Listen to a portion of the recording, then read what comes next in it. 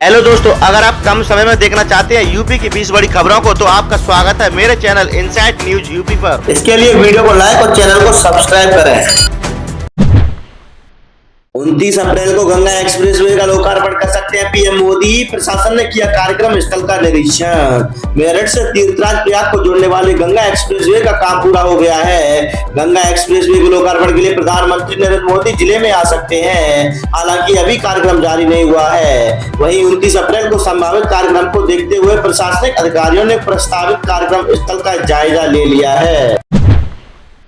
यमुना में 7वें दिन मिली आखिरी शव, 16 हुई मृतकों की संख्या। सर्च ऑपरेशन हुआ समाप्त। यमुना नदी में हुए नाव हादसे के 7वें दिन लापता चल रहे पंकज मल्होत्रा का शव बृहस्पतिवार को बरामद कर लिया गया। उनका शव हादसे वाली जगह से करीब 2.5 किलोमीटर आगे देवराहा बाबा घाट और पानी गांव पुल के नीचे यमुना नदी में मिला। अमरनाथ यात्रा से पहले शुरू होगी लखनऊ से श्रीनगर की सीधी उड़ान। लखनऊ से श्रीनगर की सीधी उड़ान सेवा अमरनाथ यात्रा से पहले शुरू होने की उम्मीद जताई जा रही है। एयरलाइन की ओर से कराया जा रहा सर्वे जल्द पूरा हो जाएगा। इससे अमरनाथ यात्रा जाने वाले श्रद्धालुओं को खासी राहत हो जाएगी। गत वर्ष पहलगाम आतंकी हमले के बाद विमान सेवा को बंद कर दिया गया था। यह उड़ान सेवा सिर्फ 35 दिन ही चल पाई थी। अब तक 1.05 लाख बच्चे हुए प्रवेश। निजी स्कूलों में दाखिले का एक सप्ताह और मिलेगा मौका। प्रदेश में निःशुल्क एवं अनिवार्य बाल शिक्षा का अधिकार अधिनियम के तहत नए सत्र में 1.95 लाख के सापेक्ष अब तक 1.05 लाख प्रवेश हुए हैं। बच्चे हुए लगभग 90,000 बच्चों के प्रवेश के लिए एक सप्ताह का समय बेसिक शिक्षा विभाग ने और बढ़ा दिया है। इसके तहत अभियान चलाकर जिलों में प्रवेश कराया जाएगा।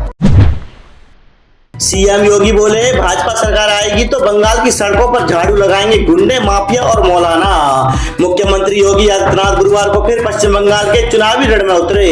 बारावनी विधानसभा क्षेत्र में भाजपा उम्मीदवार अरिजीत सिंह रॉय के पक्ष में जनसभा को संबोधित करते हुए मुख्यमंत्री ने कांग्रेस, वामपंथियों और तृणमूल कांग्रेस को कटघरे में खड़ा करने के साथ भाजपा के विकास कार्यों को गिनाया।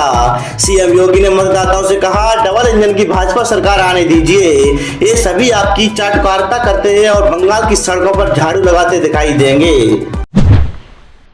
एक दिन पहले मिलेगा काशी विश्वनाथ की मंगला आरती का तत्काल टिकट। करना होगा ये काम। श्री काशी विश्वनाथ मंदिर में रेलवे की तरह एक दिन पहले ही घर बैठे मंगला आरती का तत्काल टिकट मिल जाएगा। आम दर्शनार्थी पहली बार मंगला आरती के चंद घंटे पहले ही ट्रेन के करंट अवेलेबिलिटी की तर्ज पर चंद घंटे पहले भी टिकट खरीद सकते हैं। ऑनलाइन बुकिंग हर दिन सुबह 11 बजे से शुरू हो रही है। तत्काल टिकट वाले भक्तों के लिए प्रवेश द्वार 4B होगा और मंदिर में बैठने की व्यवस्था उत्तरी LED क्षेत्र में होगी। गोरखपुर से शंकराचार्य के गौ रक्षा यात्रा का शंखनाद 81 दिन बाद लखनऊ में समापन। 403 विधानसभाओं में जाएंगे। गौ माता को राष्ट्रमाता का दर्जा दिलाने और सनातन धर्म के संरक्षण के उद्देश्य से ज्योतिष पीठाधीश्वर जगत गुरु शंकराचार्य स्वामी अभिमिक्तेश्वरानंद सरस्वती 81 दिवसीय गविष्टि यात्रा पर निकलेंगे। ये यात्रा 3 मई को मुख्यमंत्री योगी आदित्यनाथ के क्षेत्र गोरखपुर से प्रारंभ होगी और उत्तर प्रदेश के सभी 403 विधानसभा क्षेत्रों से होकर गुजरेगी। यात्रा का समापन 24 जुलाई को लखनऊ में होगा। दुकान सीलिंग के खिलाफ महिलाओं का उबाल। छठे दिन भी धरना जारी, बड़ी प्रदर्शन की तैयारी। मेरठ के शास्त्री नगर सेंट्रल मार्केट और आसपास के सेक्टरों में दुकानों को सील करने और 800 से अधिक भूखंडों पर कार्रवाई की आशंका के विरोध में महिलाओं का आक्रोश लगातार बढ़ता जा रहा है। छठे दिन भी बड़ी संख्या में महिलाएं सेक्टर 2 में धरने पर डटी रही और आवास विकास परिषद के खिलाफ जमकर नारेबाजी भी की। 30 अप्रैल को डीजी नीरा रावत होंगी सेवानिवृत्त। आलोक सिंह बनेंगे नए डीजी। कई पदों पर फेरबदल तय। आर्थिक अपराध अनुसंधान संगठन और यूपी 112 की डीजी नीरा रावत आगामी 30 अप्रैल को सेवानिवृत्त हो जाएंगी। उनके स्थान पर कानपुर जोन के एडीजी आलोक सिंह को डीजी के पद पर प्रोन्नत किया जाएगा। नीरा रावत के सेवानिवृत्त होने से रिक्त हुए दोनों पदों पर तैनाती के लिए डीजी रैंक के अफसरों की जिम्मेदारी में फेरबदल किया जाएगा। अक्टूबर में शुरू हो सकता है सुपर स्पेशलिटी अस्पताल। विदेशी डॉक्टर करेंगे इलाज, मिलेंगी ये सुविधाएं। कानपुर में गंभीर बीमारियों के इलाज के लिए अब लोगों को दूर दराज के अस्पतालों के चक्कर नहीं लगाने पड़ेंगे। IIT कानपुर में Gangwal school of medical sciences and technology के तहत बनने वाले यदुपति सिहानिया सुपर स्पेशलिटी अस्पताल को अक्टूबर में शुरू करने की तैयारी है। अस्पताल में जटिल बीमारियों के इलाज के साथ गंभीर बीमारियों पर शोध कार्य भी होंगे। कानपुर में 300 से अधिक नर्सिंग होम को पुलिस ने भेजा नोटिस, दिए गए ये निर्देश। कानपुर में 300 से अधिक नर्सिंग होम को थानों से नोटिस भेजा गया है। इसमें उनको डॉक्टरों का नाम, विशेषज्ञता, इलाज का विवरण, सुविधाएं, फायर एनओसी आदि की जानकारी देने के निर्देश हैं। ये व्यवस्था अवैध तरीके से हुई किडनी ट्रांसप्लांट के मामले सामने आने के बाद की जा रही है। परशुराम चौक पर जूते चप्पल पहनकर कौन कौन चढ़ा, सीसीटीवी और वीडियो, ब्राह्मणों ने दिया 48 घंटे का अल्टीमेटम। आगरा की आवास विकास कॉलोनी के सेक्टर 10 स्थित परशुराम चौक पर मंगलवार को अराजक तत्वों की हरकत से ब्राह्मण समाज में आक्रोश बढ़ता जा रहा है। जूते चप्पल पहनकर चढ़ने, नारेबाजी करने और नीले झंडे लगाने वालों की गिरफ्तारी की मांग करते हुए बुधवार को लोगों ने परशुराम चौक पर 3 घंटे तक प्रदर्शन किया। आरोपियों की 48 घंटे में गिरफ्तारी न होने पर बड़े आंदोलन की चेतावनी दी है। आगरा मेट्रो के दूसरे कॉरिडोर के निर्माण कार्य में हाई टेंशन लाइन बनी रोड़ा, इसलिए पिछड़ रहा है काम। Uttar Pradesh metro rail corporation के दूसरे कॉरिडोर में हाई टेंशन लाइन ऊंचा होने का कार्य अटक गया है। अभी इसको विद्युत विभाग से अनुमति नहीं मिली है, इसके चलते उसका कार्य देर से शुरू हो पाएगा।